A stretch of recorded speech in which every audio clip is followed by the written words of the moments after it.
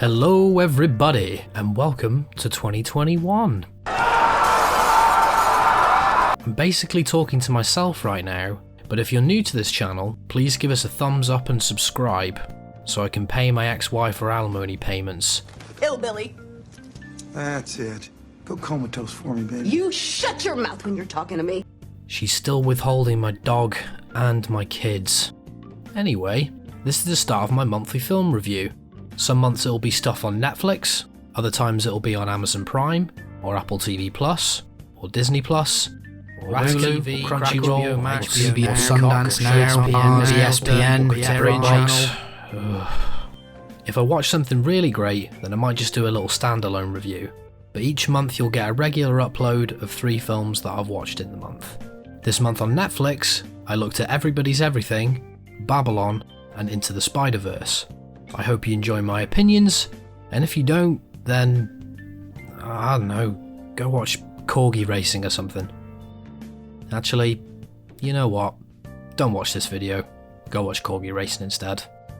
Here come the fluffy little baby corgis flying down the track. It is Penny M. Outside, it is Izzy! First up, Everybody's Everything. He fought his way through a lot of pain.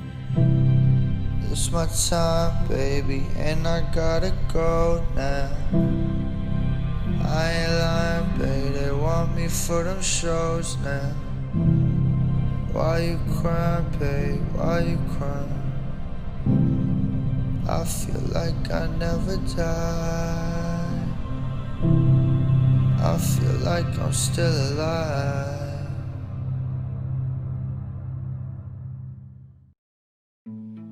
A star is always born, but sometimes those stars don't reach the heights of their intention. They burn out instead of fading away. This story is all too familiar with young musicians such as Amy Winehouse or Mac Miller. These young artists wrestled with their inner demons, substance abuse, and the trappings of fame. New York Times music critic John Carmancia defined Peep as the Kurt Cobain of lo-fi rap. This is a notable comparison. When the inevitable documentary is made, it can be easy to produce an unimaginative slideshow of the misdeeds and defining moments. This isn't what's on showcase here. Terrence Malick's protégés, Sebastian Jones and Ramez Silman, bring a meditative exploration on an artist who struggled with perceptions. He tried to rectify the problem by pleasing as many people as he could, keeping up a facade of happiness and giving away his possessions. This is where the film's title and one of the final moments originates. His peers and family discuss at length of how Peep had this goofy and amiable persona. However, the truth of his soul would be laid bare in his music, which served as an outlet for his tortured mindset. Collaborators discuss the raw talent he possessed, and how his cross-pollination of emo and trap brought a new sound to the table. From Peep's early days as an outcast in Long Beach, his hectic DIY lifestyle in LA, and being a model at London Fashion Week, he was something different. Friends and family work through accounts of these events and offer reflection on the precious time they had together. His mother lovingly retells how her unrestricted approach to parenting gave Peep the opportunity to grow as an artist. His struggles with addiction are never glamorized or treated with contempt or condemnation. What is displayed is more of a cautionary tale of how fame and your mental health can eat away at you, with drugs only being a byproduct. One of the more difficult moments in the film is when we see him perform in LA on the Come Over When You're Sober tour. It begs the question, what more could have been done? A duty of care was severely lacking. One of Peep's collaborators, Jay Green, gives contempt for a lot of people who surrounded Peep. I'm inclined to agree. Something wasn't quite right about how he was left for so long without being checked up on. It's no surprise that Peep's mother launched a wrongful death lawsuit against her son's manager, Chase Ortega, and his label First Access Entertainment, which also produced this movie. Look, I'm telling you right now, keep this in there. Half the people that's gonna be in this documentary, they bullshitting, they cloud chasing. That's all it is. You have to be aware of your surroundings.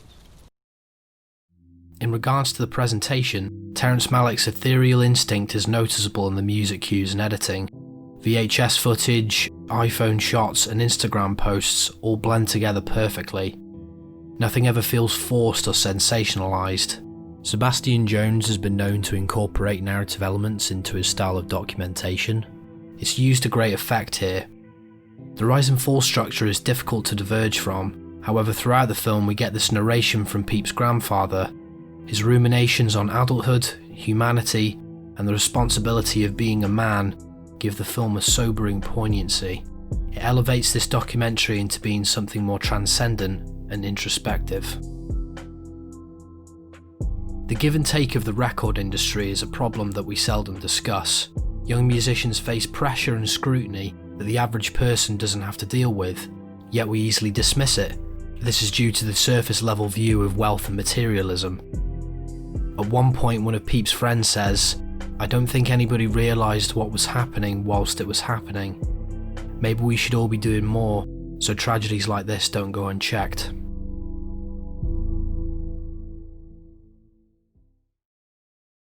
Next up, Babylon.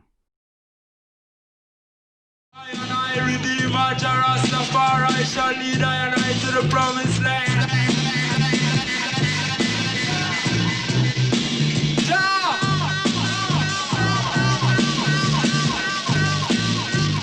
Babylon, Babylon, Babylon.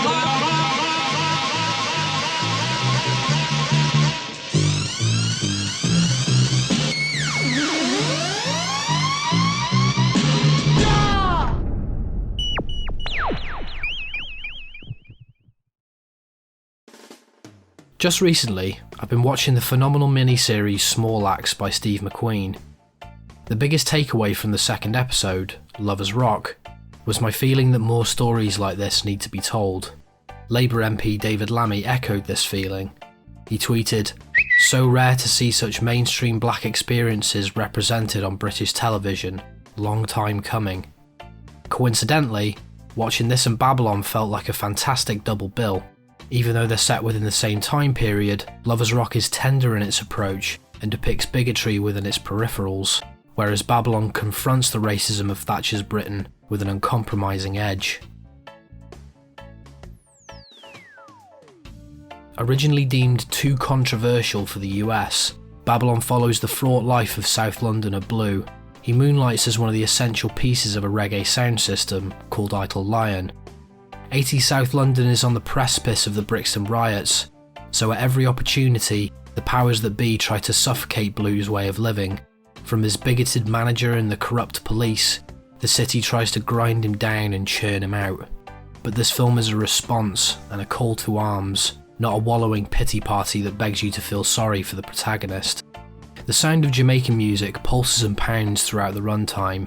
Dennis Bovell created a soundscape that feels authentic and gives the film a sense of jubilance and tension when needed. Because this work is very important in documenting the way how Britain was and still in part is. Yeah. You know.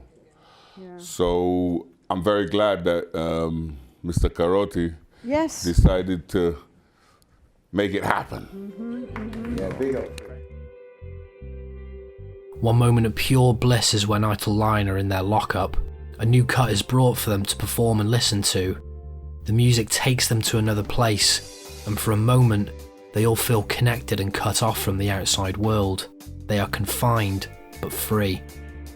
But the real world comes knocking in the form of a South London Karen.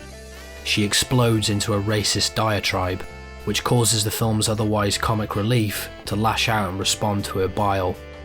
The dominoes start to fall after this point. The cinematographer Chris Menges shot London in a cold and unforgiving manner, akin to his efforts with the work he did with Ken Loach on Kes. They both show a community that is broken, suffering and disillusioned. Yet there are moments of warmth and togetherness. A wedding serves as a breathing space. We get to see these characters' vulnerability, and if the film was just wallowing in its own suffering, it wouldn't have been as effective. During filming, many of the sets were closed off. This is because racial tension was still part of London's milieu, which makes the authenticity border on the level of a documentary. You find yourself wondering, how did such an important piece of Thatcherite Britain like this go unnoticed? It seems crazy to me that this film isn't discussed in the grand scheme of British coming-of-age cinema. It feels just as essential as Martin Stellman's other work, Quadrophenia, which Babylon almost serves as a companion piece to. Two films that show the tribulations of an outcast within British society, misunderstood and treated with contempt at being someone different. When the film draws to its stunning conclusion, Blue's tribulations have essentially dogpiled him to the level of suffocation. He finds his way to the final battle between Ital Lion and their rivals Jar Shaka. Blue absorbs the sound and flies in the face of adversity. The police close in, and you are left awestruck at the sheer rebel power this film wields. Franco Rosso managed to create a perfect snapshot of this country's history, a blistering and essential piece of Thatcher's Britain, which deserves to be seen and show how little we have moved in 40 years.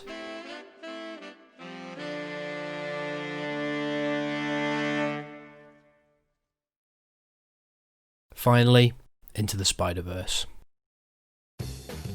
A few years ago I remember hearing the news that Donald Glover was rumoured to be the frontrunner to play Spider-Man, which is a casting agent's masterstroke. He's someone who has the charisma and exaggerated swagger to pull off Miles Morales perfectly. But the Hollywood rumour mill ended up throwing out another dud. We were left with the awful Andrew Garfield incarnations and the serviceable Tom Holland reboot. I kind of thought that was it. My trust in the quality of Marvel films has dwindled over the years. A few sparks were shown with Doctor Strange and Guardians of the Galaxy, but I grew tired of the formulaic approach and stale direction. Enter Bob Persichetti, Peter Ramsey and Rodney Rothman. I'll refer to them as BPR. These guys are responsible for arguably one of the best entries in the Spider-Man canon. Into the Spider-Verse is a Sony and Marvel co-production that takes 3D animation in a bold new direction. Miles Morales' story is told in a cross-pollination of 2D and 3D that gives an entirely new look to big-budget animation. You could pause this film at any point and it would look like it's just been ripped from the pages of a comic book. The vivid colours and textures are all indicative to the Spider-Man ethos. We as a show stacked hands and decided that we're going to prioritize good taste over accuracy. Accuracy is one of those things that computers do really well and people are better at good taste, and sometimes having things misaligned or feeling slightly imbalanced is appealing and it adds to the design. And so that process of every department contributing a little bit, everyone gets to improve on it as part of our workflow. The imperfection is charming. Life's imperfect. Computers are too perfect, and that's one of those things that feels sterile. One of those things that feels like got so much more design in it because there's all these little misregisterings and little misalignments, and contacts aren't absolutely perfect. Again, it's good taste is more important than accuracy. So a lot of detail went into this movie. The story takes place in Brooklyn. Miles Morales is a teenager who faces the fear of moving to a new school and adapting to an unfamiliar environment. He also faces the pressure of mounting schoolwork and saddled with his first impressions as the new kid. Shameik Moore performs these typical teenage stakes with passion and warmth, although big changes are afoot. When Miles is out with his uncle spray painting, the famous radioactive spider bites him. This sets the mood for the film's use of playful subversion. Miles simply just flicks the spider off like it's nothing. BPR have a field day with intertextual jokes and nods to Spider-Man's history. We also have one of the best Stan Lee cameos. The symbolic passing of the torch feels genuine and not shoehorned in. As the story progresses, Miles learns that he may not be the only one who has gone through an origin story. We are introduced to Broke Spider-Man, Penny Parker, Spider-Ham, Spider-Man Noir, and Gwen Stacy. They're mainly there to serve as comic relief and a vehicle to utilise different art styles, but even still, all of them are memorable and integral to the story. The force of evil is Kingpin this time round, with Liv Schreiber giving a menacing and understated performance. You even feel conflicted because Kingpin's intentions aren't exactly evil, he just wants his family back. The shining star though is Jake Johnson, who does a fantastic job at playing the mentor. His callous outlook on the world and his hilarious spider sweatpants brings Peter Parker into a great new light. Even though the plot has to build to the inevitable save the world third act, a good sense of rhythm means that Into the Spider-Verse doesn't waste any time. The soundtrack helps this by providing tracks that are modern and punchy, In 2018, a typical New York teenager would have been listening to Juice WRLD and Ski Mask the Slump God. In a sea of oversaturated superhero fare, Into the Spider-Verse stands tall with a great sense of originality and style. This is the start of something wonderful for the friendly neighbourhood hero, and finally seems like the IP is in capable hands.